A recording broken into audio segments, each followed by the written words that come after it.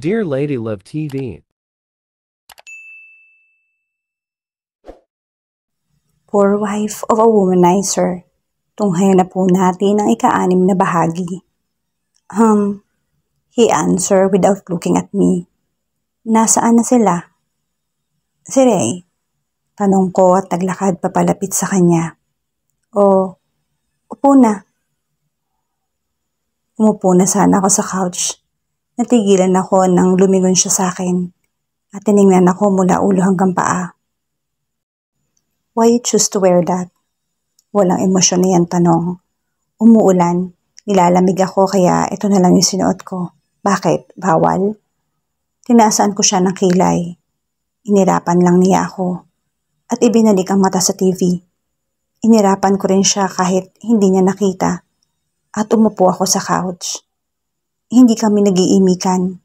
Boses lang na nagmumula sa TV ang naririnig ko. Nakikisabay na rin yung tummy ko. Gutom na ako. Anong gagawin ko? Nagugutom na ako. Reklamo ko at napasimangot. Tiningnan niya ako at kaagad ring inalis at umiling-iling siya na umalis ng living room. Wala ba siyang balak na pakainin ako? Talagang iniwan niya pa ako. Ito bang sinasabi ni Mom na nasa mabuting kamay ako? Ginugutom lang ako. Here's your food. Eat up. Aniya. Napalingon ako sa kanya na may dalang tray na may laman na pagkain. It's all Filipino dishes. Rice, fried chicken, menudo, chicken adobo, fried fish, apple juice, and water. Inilapag niya sa center table, isa-isa ang mga ito. Pagkalapag niya, bumalik sa kitchen. Pagbalik niya, may dala siyang stand na nakapatong rito ang plates, fork, and spoon. Nilapag niya sa sofa kaya parang table na siya. Nakatingin lang ako sa kanya at pinagmamasdan ang ginagawa niya. Eat up. Napalingon siya sa akin kaya nahuli niya ako nakatingin sa kanya. Iniiwas ko naman agad yung tingin ko, pero nahuli na. He smirked and he walked towards me. Walang sabi-sabing binuhat niya ako at magpoprotesta na sana ako. Pero agad rin niya akong ibinaba sa sofa kung saan niya inihanda ang kakainin ko. Napatulala na lang ako sa kanya. Pinagmamasdan ko siya nang nilagyan niya ng rice, chicken adobo sauce, yung rice ko, fried chicken, fish. Halos punuin niya na. Nilingon ko siya. Kaya magkalapit yung mukha namin dahil sa likuran ko lang naman siya nakaupo. Napahinto siya sa paglalagay ng pagkain sa plato ko. Why are you doing this? Tanong ko sa kanya na magtama ang mga mata namin. Binalik niya sa tray yung bowl ng chicken adobo. Why? Is there something wrong? Seryoso niyang balik ng tanong. Wala akong makitang emosyon sa mata niya. Hindi kami ganito. Naninibago lang ako. Kasi, he cuts me off. I didn't do it to you before. Dugtong niya sa sasabihin ko. Iniiwas ko ang tingin ko sa kanya. Naramdaman ko na lang ang kamay niya na pinupulupot sa katawan ko at sinandal niya sa likod ko yung ulo niya. I know you're still mad at me, but let me do my responsibility to you. Let me take care of you, serve you. The husky whisper. Napairap naman ako. Oo na, bitawan mo na ako. Gutom na ako. Paano ako makakakain kung nakayakap ka pa dyan? Pagmamataray ko sa kanya, para itago ang kilig na nararamdaman ko. He kissed my shoulder. Bakit ang hilig niya akong halikan sa shoulder? You're cold, right? That's why I hug you. He whispered huskily. Let's make my eyebrow raise. Hindi na ako nilalamig. Kaya bitawan mo na ako. Chancing ka lang dyan. Pinatong niya sa shoulder ko yung baba niya. Tinupi niya yung sleeves na suot ko. Bakit ba kasi ito ang napili mo? Balot na balot ka. Reklamo niya habang inaayos yung sleeve para makalabas yung kamay ko. Hindi ko na siya sinagot dahil gutom na ako. Mas lalo pa ako nagugutom sa masarap na amoy ng mga ulam. Delicious. Lumipat siya ng upuan. Kaya napagitnaan namin ang stand kung nasaan yung plato ko. I feed you. Presenta niya. Kinuha niya na rin yung spoon and fork para subuan ako. Ako na lang. Nauutal kong sabi at inagaw sa kanya yung spoon pero hindi niya binigay.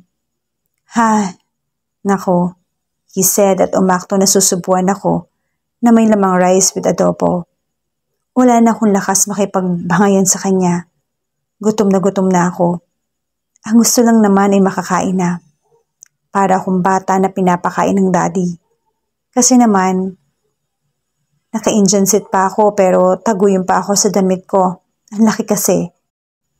Sinubuan niya ako ng sinubuan, kaya tanggap ko lang ng tanggap. Gutom ako eh. Umaandar ang pagiging matakaw ko. Pagkatapos kong kumain, niligpit niya ang tagal niyang makabalik. Naghugas pa siguro.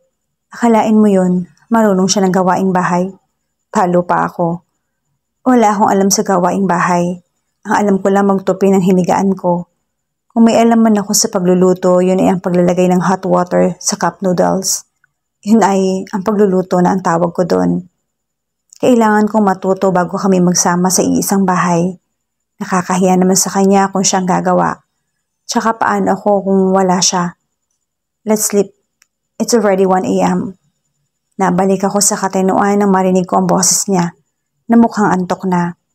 Pinatay niya ang TV at naglakad paakyat sa itaas. Oh, wait. Sa iisang room kayo matutulog? Ram, tawag ko sa kanya.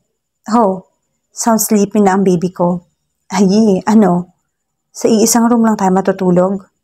Nilingon niya ako at tiningnan ako na nakataas pang isang kilay. Saan pa? Masungit na yung wika. Nauna na siyang umakyat. Ang sungit. Hindi pwede. Ayaw ko siyang katabi. Sumunod naman ako sa kanya. Nalaki ang mata ko na makapasok ako sa kwarto. God, magkakasya kaya kami dito sa kama? Kahit king size to. Kung nakahiga naman ay siya, sinakop ng lahat. Hot. Ram, may ibang room para dito? Mahina akong tanong sa kanya. Meron. Nakikita mo naman siguro. Mahiga ka na nga. Inaantok na ako. Wika nito. Pwede doon na lang ako sa isa.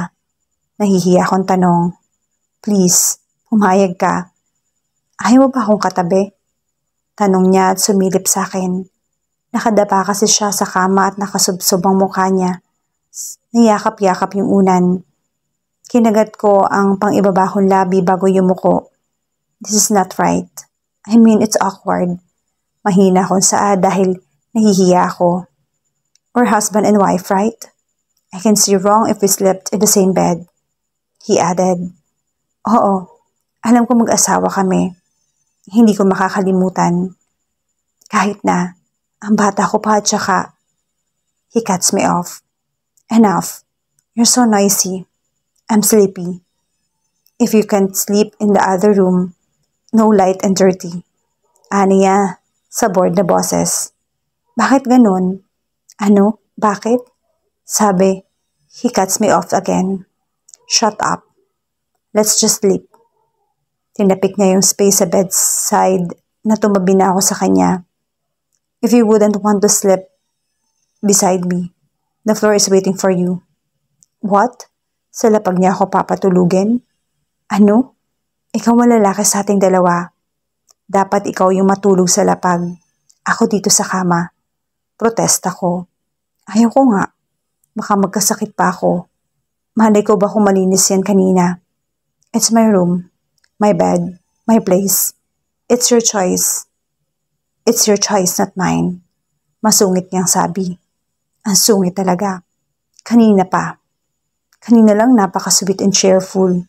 Ngayon, parang babae na may period sa sobrang sungit. No choice. Ayaw kong sa lapag, masakit yan sa likod. Hindi ako sanay sa matigas na higaan. Nahiga ako sa right side niya para akong statue. Ayaw kong gumalaw. Ang awkward kasi. Lumipas ang minuto pero gising pa rin ako. Hindi ako makatulog. Tatagilid sana ako patalikod sa kanya nang maramdaman ko ang kamay niya sa bewang ko at niyakap niya ako. Kaya nilingon ko siya. His eyes are closed. He's sleeping. Tiningnan ko yung kamay niya at dahan-dahan yung inalis pero hindi ko kaya. Ang bigat. Parang sinasadya. Tulog ba talaga to? Nagtutulog-tulugan? Ram? I call him. No response. Ram, kamay mo. Ang bigat. Chancing ka na naman. Niyuyugyug ko yung kamay niya para magising siya at alisin niya yon sa katawan. Pero mas lalo niya tuloy akong niyakap at nilipat yung ulo niya sa unan ko. Share na nga kami sa bed. Share pa rin sa unan. I can feel his warm breath in my neck. Let me hug you. I didn't do anything. You're cold, right? That's why I want to hug you. The whole night. Good night, my lady. The husky whisper and kiss touches my neck that make my heart race. Ram, saway ko sa kanya na makabawi ako sa ginawa niya.